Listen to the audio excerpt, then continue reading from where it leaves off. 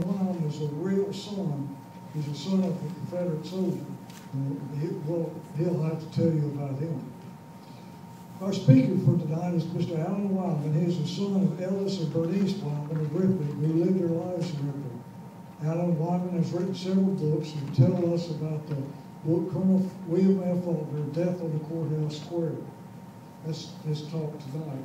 He also had authored another book he's brought with him about growing up in the Red Hills of Mississippi. Mr. Wildmon was born in Dumas, grew up in Ripley. He finished high school in Ripley. His age is 77. He worked his way through Mississippi State College and spent 30 years in insurance, sales, and in public relations. His brother, Reverend Don Wildmon, a Tupelo, founded the American Family Association, and the American Family Association built 200 Christian radio stations while he worked there for 16 years. His hobby is flying sailplanes. He's the past president, chief flight instructor of Memphis Soaring Society. He lives with his wife, Vicki, in Hernando, Mississippi. And honored to have Mr. Allen Wildmon this time.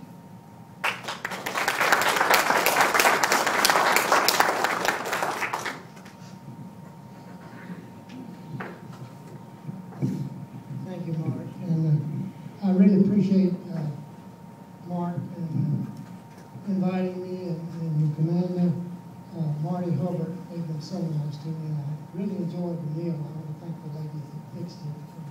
It was so good. I've written several books. This book that I wrote, that I have tonight, is Colonel William Faulkner, Death on the Courthouse Square. Colonel Faulkner was his life. This is the story of his life. It centers around the building of the Ripley Railroad, but he was a rounder, a womanizer, bad to drink, and what have you. I'm going to hit the high spots, some of the high spots of the book. But this is, I noticed the Tipper Tigers, and I asked Mark about this, and we have Ripley Tigers, and so that's where when I finished high school in '53, Tommy's with me, he's a retired FBI agent. And Tommy and I were classmates. And fact is, Tommy was the captain of the football team back then, and I was the co-captain. So I know now where the term Tipper Ripley Tigers came from. Even our uniforms were golden black, Tommy. And I have my brother-in-law with me. His name is Mike Yancey. Mike is 88 years old. Mike is married to my sister, and they live in Cordova, Tennessee. Mike is the living son of a Confederate soldier. His father fought in the Civil War. And Mike is one of 4 surviving sons of true living sons of Confederate veterans.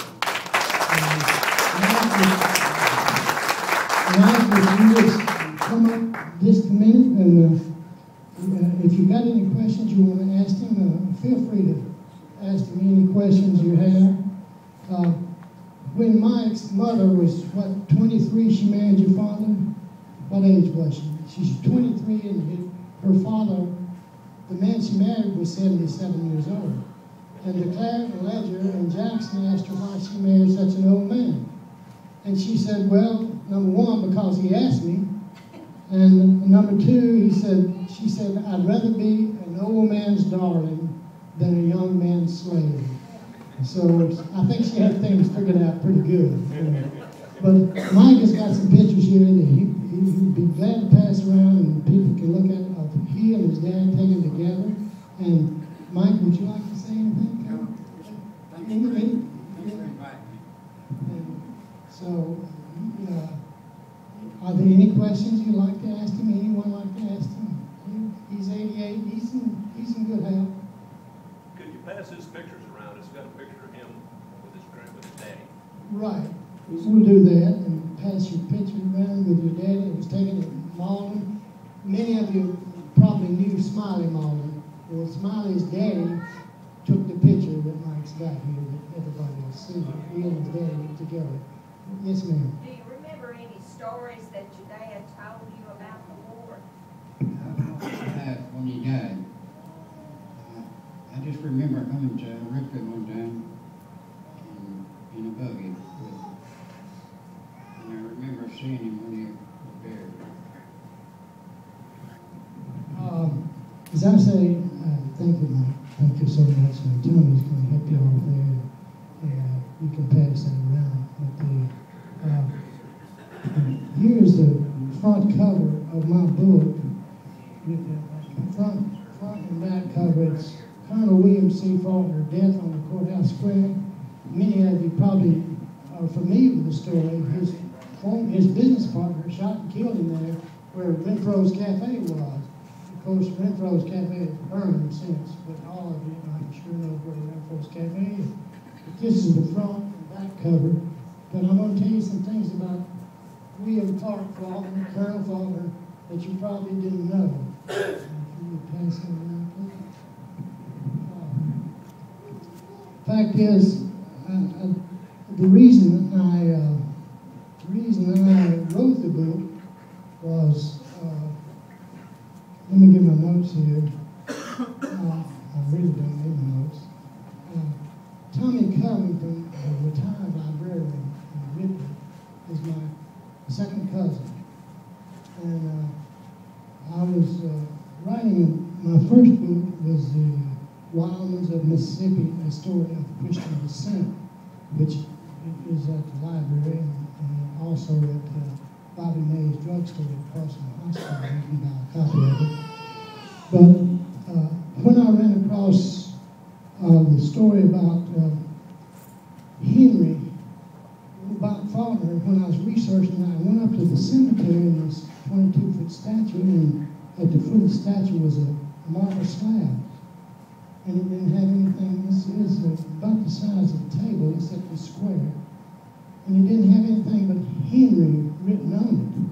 And it got my curiosity. No date of birth, no date of death, nothing. So I wrote Tommy and asked him, who was Henry? And so I think I'll just read this short chapter about Henry. Colonel Faulkner was married twice. He had two wives.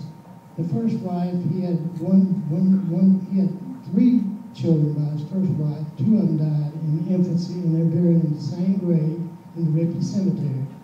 And the third Faulkner, J.W.T. Faulkner, he lived here for a while and moved to to Oxford.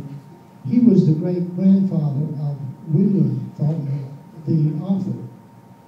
He spelled his name F-A-L-K-N-E-R, Colonel Faulkner. And the writer in Oxford changed it to F-A-U-L-K-N-E-R when he became a writer. But this is and Colonel Faulkner was married to his second wife. Her name was Lizzie. A little background on Lizzie and Colonel Faulkner there. Colonel Faulkner, when he was 17 years old, his family had moved from Knox County up near Knoxville, Tennessee, over to Missouri, St. Genevieve, Missouri. And they were in the field. He and his brother was chopping cotton in the field. And his brother was accidentally cut with a hoe pretty badly. And both of them went to the house, and the mother was dressing the wound, and the mother asked us, you're always picking on your younger brother. So she was dressed in the room, and the daddy whipped him with a belt. And that night he decided to run away from home. So they lived right on the Mississippi River. And so the next day I might tell you, part of this is fact and part of it's fiction. I've got 10 pages of notes at the end of the book of the facts in the book. But next day he talked to a riverboat captain into firing a boiler on a riverboat. He came down to Memphis, Tennessee, and there he worked at a cafe, and long enough to buy a ticket to Milton, Tennessee. Can you hear me now? I'm sorry. Turn it off. It's on. It says, can you hear me now? Can you hear me now? No, I can hear me, okay. Good. Well, he got to Memphis, father did, when he was 17. He worked at a restaurant for quite 2 or 3 weeks, and caught a train to Millington, Tennessee. He walked barefooted from, this is fact, he walked barefooted from Millington, Tennessee, 58 miles to Pontotoc, Mississippi, to live with his uncle, John Wesley Thompson. And when he got to Pontotoc, he asked his John Wesley Thompson was his uncle, and he asked the man at the livery station where he could find his uncle was a school teacher, and he asked directions to the school, and the teacher, this man at the livery station, told him that he was in jail for murder. So he went to see his uncle in the jail, and uncle said he had to kill the man. He was on trial for murder, and he was studying for his trial because he couldn't afford a lawyer. He was studying law. Anyway, he left there broke and depressed and without any money, and didn't know how he was going to get to Ripley. There was a stagecoach at around 20 Ripley and Pontotoc. So he went out. It was about dark, and he went out to the street to a hotel, and he asked the manager there if he could work that night to spend the night and pay for the night. And the man told him no, because he was scraggly dressed and he wasn't dressed very good. And the man thought to himself, well, you're going on the street, you're not going to be in the hotel here. So he went out on the hotel steps, and this is true. He sat down and put his hands to his face and started crying. And a young girl came up. Her name was Lizzie Vance. And she asked him why he was crying. And he told her the story. And Lizzie asked him to go home and eat supper with her. And anyway, Lizzie's father invited him to spend the night and paid for his coach ticket, stagecoach ticket to Ripley the next day. And so he came to Ripley. In Ripley, he studied under Colonel Faulkner, was a lawyer, and also a railroad builder and a statesman. And he studied under him for law, studied law. And there was a family that was moving from Alabama going out west, and there's a mother and father and a little girl and a grandmother. And they camped out up near the Tennessee line, and the man came along, and this is a true story again. The man came along and been traveling all day. His name was McKenna. And so they asked him to just spend the night with them. And they became friends, and he took them up. And about 1 o'clock in the morning, he got up and took an axe, and he killed the whole family, including the little girl. And the man that family had 2 slaves. He let them live. And so he got the 2 slaves and the buggy and the ox cart, and he took $19,000, all of the man's life savings out of his pocket after he killed him. And he took the 2 slaves. He figured he could sell them, and he left. Well, the sheriff caught up with him and put him in jail. And he escaped from jail, and the sheriff was out on another call some distance away from town. And when the man escaped from jail, at age 21, Colonel Faulkner mounted a horse and got a posse and went after him. And they caught up with him, and they brought him back, and they were going to hang him from a tree. And Colonel Faulkner says, no, we're not animals. Let's not hang him, man. Let's let the judge and jury decide, and we can hang him on the courthouse square in Ripley. And so they put him in jail, and Faulkner saw him in jail. Faulkner was always looking for an opportunity to make money. He was 21 at the time. And he told the man, he says, look, if you'll tell me your story of how you killed those people and what have you, he said, I'll sell the story. I'll sell the story and split the profits with you, and not only that, I'll get my uncle John Wesley to defend you. He said, you might escape your life. So they worked a deal, and the man said yes. And the day came for the hanging, and they built it was really what do you call it? Anyway, a gallows. And they hung the man, and Faulkner went around selling that story of the killing that the man had told him. And this is true. He sold the story and made a lot of money. And of course, he didn't give any to the man's family or anybody else. He kept it all. But I want to get back to Faulkner's first wife was named Holland Pierce. She came from Alabama with 28 slaves, and her father was real rich.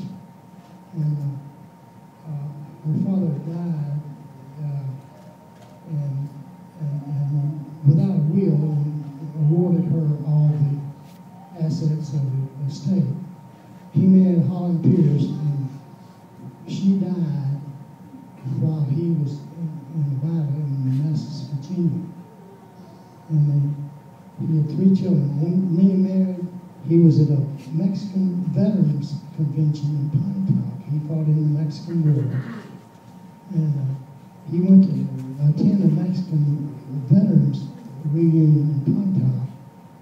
And he bumped into a woman coming around the corner of the street in Pine Top. And she had something in her arm, and he reached down to pick it up, and he looked up and he said, he couldn't believe it. He said, are you Lizzie? And she said, yes, my name is Lizzie Vance. What's yours? And he said, William Faulkner. So the same young girl that had taken him home to eat with her family had grown up, and he married her. That was his second wife, and that's how he got back with her. But back to Henry. I want to tell you about Henry. Henry was a real rounder. He was a playboy, a rich man, a poor little rich boy. You all know what I'm talking about. And Colonel Faulkner sent him off to Lexington, Virginia, to go to college. And he got up there, and he was studying cards and poker more than he was in school. And he got in a fight with a fellow, and when he was drinking, the fellow waited until the next day when he was sober, and they got in a fight. And he cut the fellow up pretty bad, and they sent Faulkner's son, Henry, home because of the incident. And back home, Henry, there was a plumber, there was a jeweler in town. His name was James A. Plummer. And this is a true story. And James Plummer, Henry got to messing around with his wife. And they got to messing around a little too much. And the word got around, and Faulkner told his son, Henry, said, look, you're going to end up dead if you keep going down the street you're going down. And so James Plummer told Faulkner, called him at the courthouse and told him, he says, look, I don't want to kill him on my hands, and I don't want to divorce either. Would you do something about your son? So the colonel sent Henry, gave him enough money to go to Texas, to go to college, to get him out of town, get rid of him.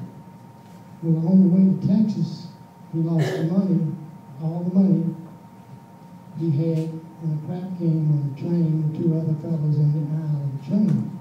So he had to turn around and come back home. So every time he would see Nanny, that was J.A. Palmer's wife, he'd get that feeling again, and old memories coming back. And so they got to seeing each other again. And Palmer called him one day and shot and killed him. Shot and killed him. And Plummer went to Colonel Faulkner and said, I just shot and killed your son. And Faulkner supposedly said, and during my research I found quite a number of sources on this, said he supposedly said, Colonel Faulkner supposedly said, oh, that's okay, I probably would have had to shoot him someday myself. So at age 25, Henry was shot and killed. And if you go up to the Ripley Cemetery, you'll see Henry's grave with nothing on the tombstone there but him.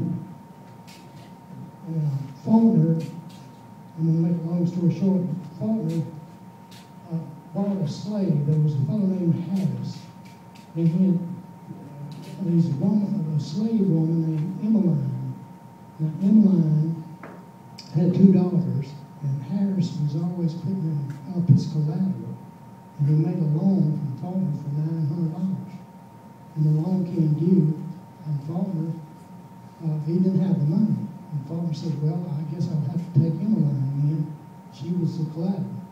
So Faulkner took Emily, that's what he called her. He took her and took her to home with her.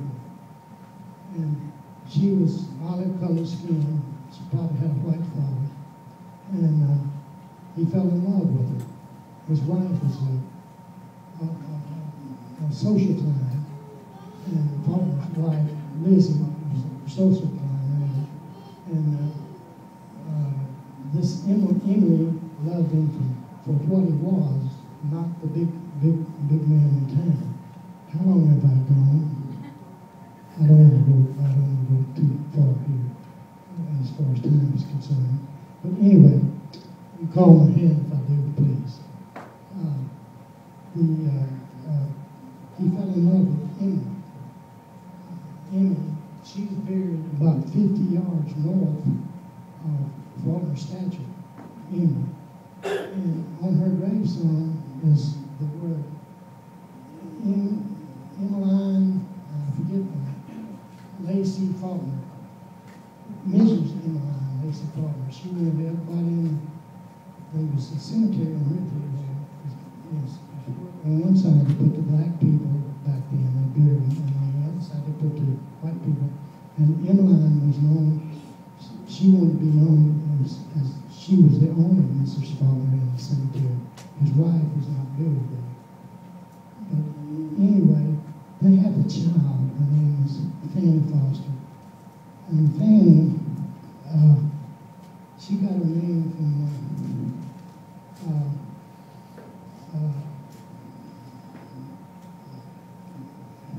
bear with me just a minute. Faulkner was talking to a man that borrowed the $900. He says, I guess I'll have to take the woman slave since you don't have the money. But Colonel, I have the money in a couple of days. Can you wait until then? Faulkner replied, the note is due today, and if you don't have the money, I guess I'll just have to take Emmeline. And she remained with Faulkner. Faulkner had a partner, his name was Richard Thurman, Dick Thurman. And they built a railroad together. And they had this daughter named Fanny, and she went to him and she said, it was in October, I forget what the year was, but she said, Mr. William, I'm going to have a baby. A baby when? As close as I can figure, it will be here in July of next year. What you going to name it? If it's a boy, I'm going to name it Clark Faulkner after your middle name, if that's okay. What if it's a baby girl? What you going to name it? Fanny Forrest Faulkner. Why did you choose that name? Well, Mr. William, always you're talking about your favorite sister, Frances, and your friend, General Nathan Bedford Forrest. So I shortened Frances to Fanny. Forrest is her middle name after General Forrest, if that's okay with you, Mr. Will. And that's a true story. I didn't make that up. But anyway, Fanny went on to finish college. He paid her way through Russ College. She married a man she met at Russ College. He was a boot black. He shined shoes. And she married him, and he became the president of the biggest college, biggest black college. We call it the colored college, west of the Mississippi River. He was the president out there for about 43 years. Doing my research, I ran across Fanny's grandchild. She was 9 years old, and she and I became telephone friends. And I call her every now and then. She's in good health, and she lives in Marshall, Texas. And Fanny and her husband are buried at that college out there. And so that's through Fanny. He loved Emily, and he loved his child, Fanny. That was his shadow family. His other family went from J.W.T. Faulkner, his first son by his first wife. They finally moved to Oxford, and he established the utility system over there, became a state representative, and the climax of the story is the end of it. I'll tell you, when they got in a fuss about extending the railroad. They built the second part of the railroad. They built the first part from Ripley to Middleton, Tennessee, and the second part they built from Ripley to Pontotoc. Faulkner wanted to extend it all the way to the Gulf Coast to Chicago. And by the way, my cousin, Tigert, his name was Tigert, in 1944, completed that. He bought up a bunch of railway companies, and that finally, the Gulfmobile in Ohio ended up being that railroad that Faulkner and Dick Thurman started. And they fussed a lot, and they broke up their partnership. And Faulkner ran for the state legislature, and the day they had the election, he didn't have any competition, he won. And he was celebrating in the square with his buddies, and they was all drinking. And he stopped at Richard Thurman's office door and said something to him. And Thurman reached in the drawer and got a gun and went out and opened the door for Faulkner. Faulkner reached in his back pocket. They don't know what he was reaching for, but he didn't have a gun on him because he'd already killed 2 men growing up. And reached in his back pocket, and Dick Thurman shot him and killed him on the courthouse square in Ripley. And they carried him, while he was bleeding, they carried him down to his daughter's house, which is, if any of you know where Dr.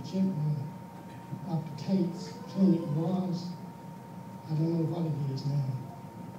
Right across the street, there was a house, and that's where his daughter lived, and they carried him there.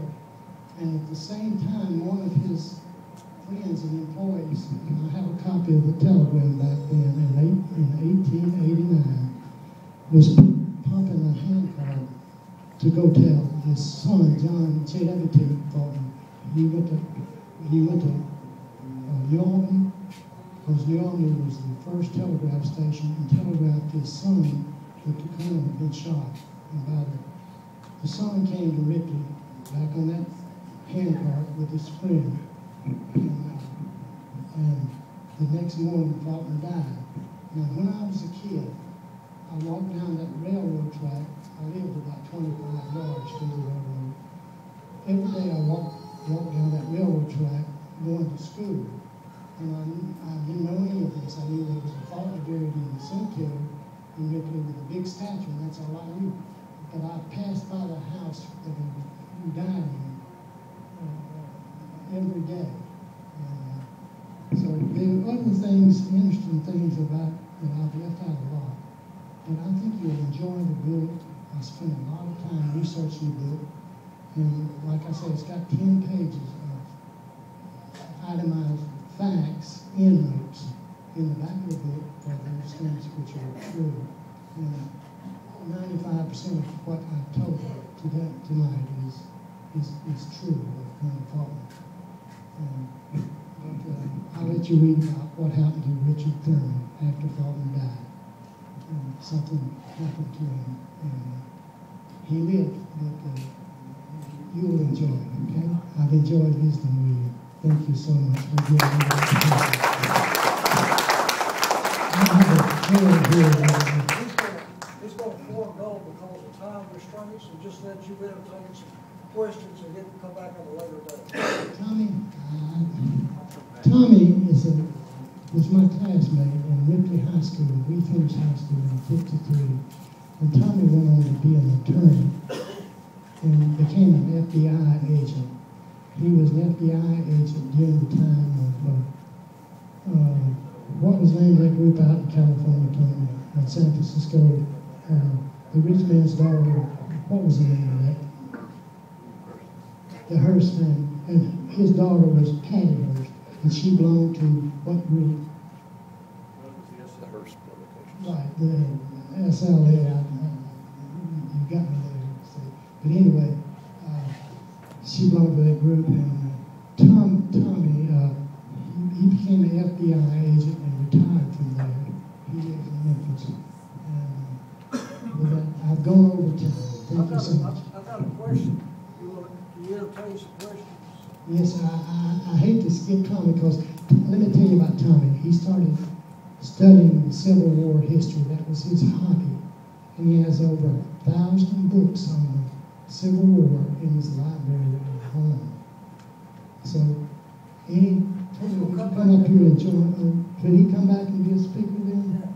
Oh, that would be great. And that way we would have time to tell you her story. Would you come up and...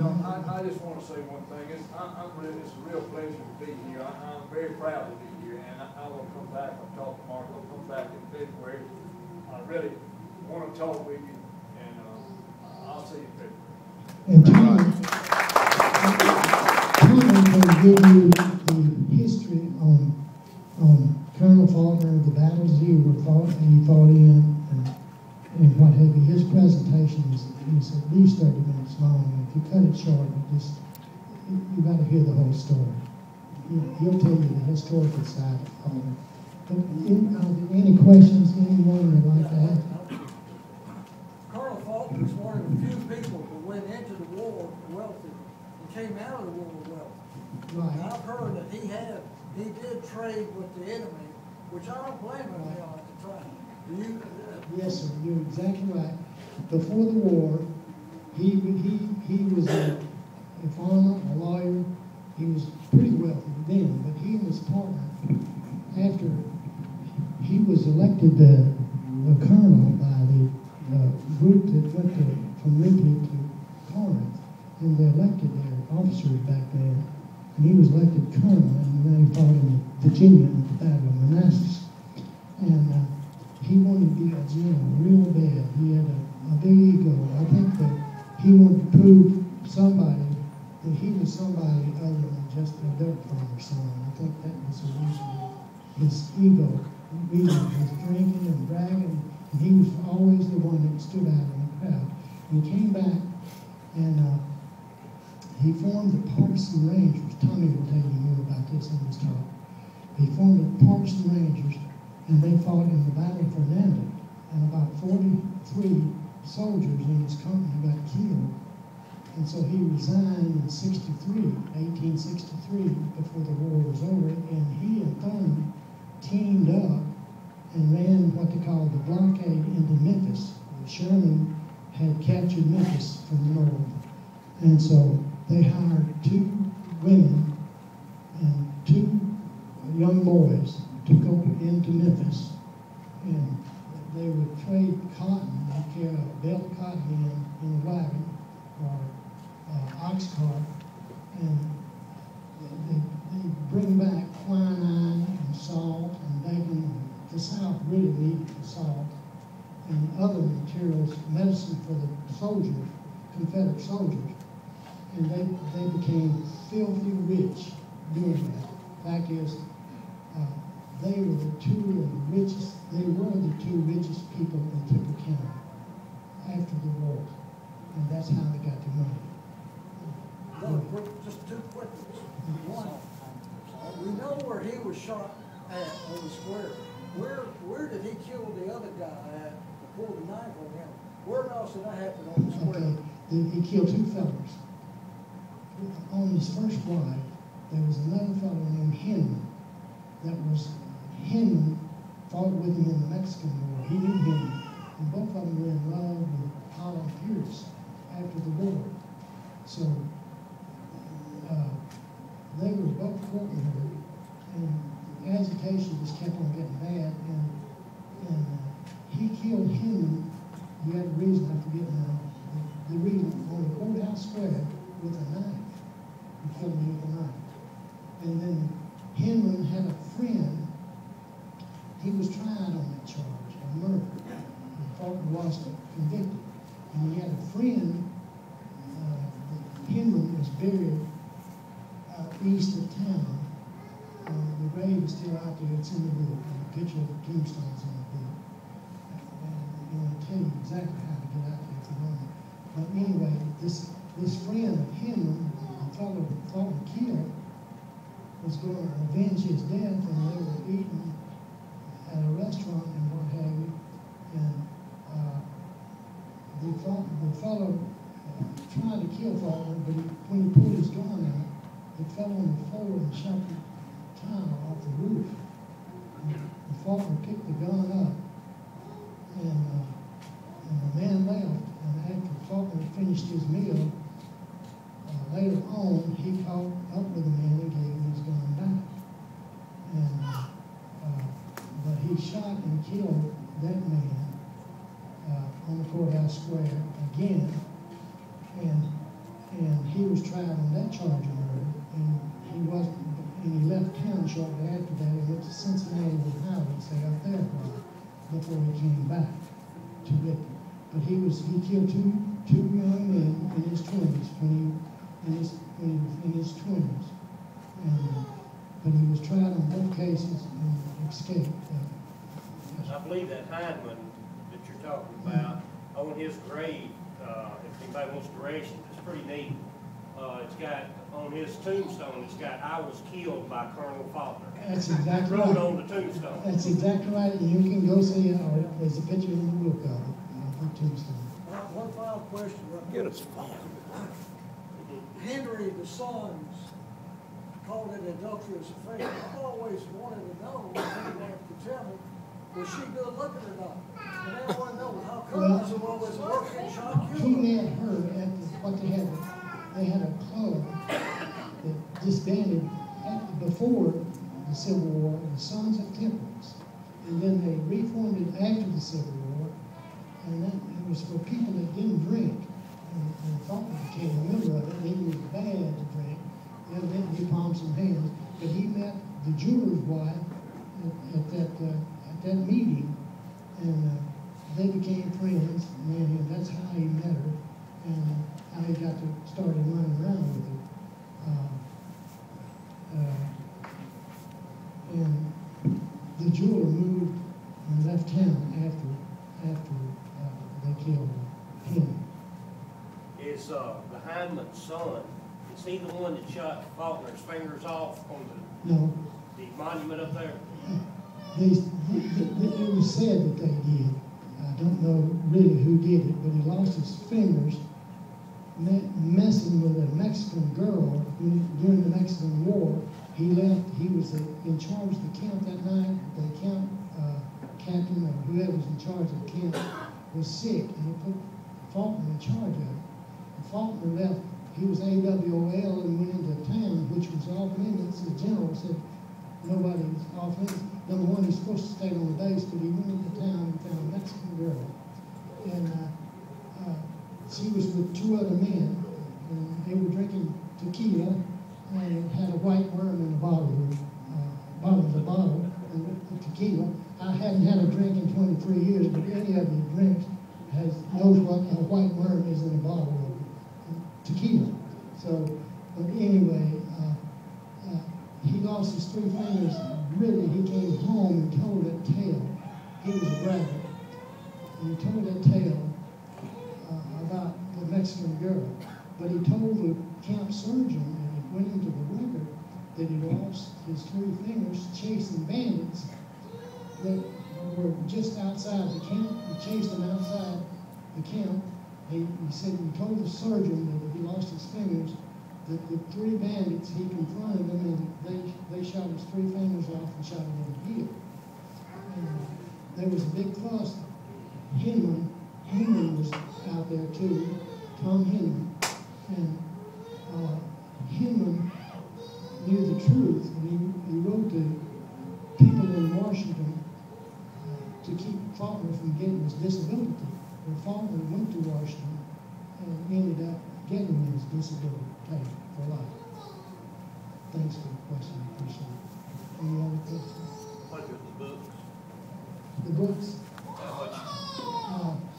they're $15. They normally sell for $16.95. They're $15, so I'll quit now. You said long ago.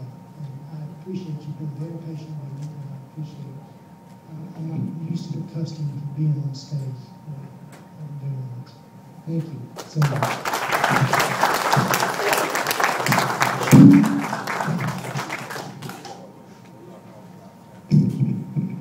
Okay, we're going to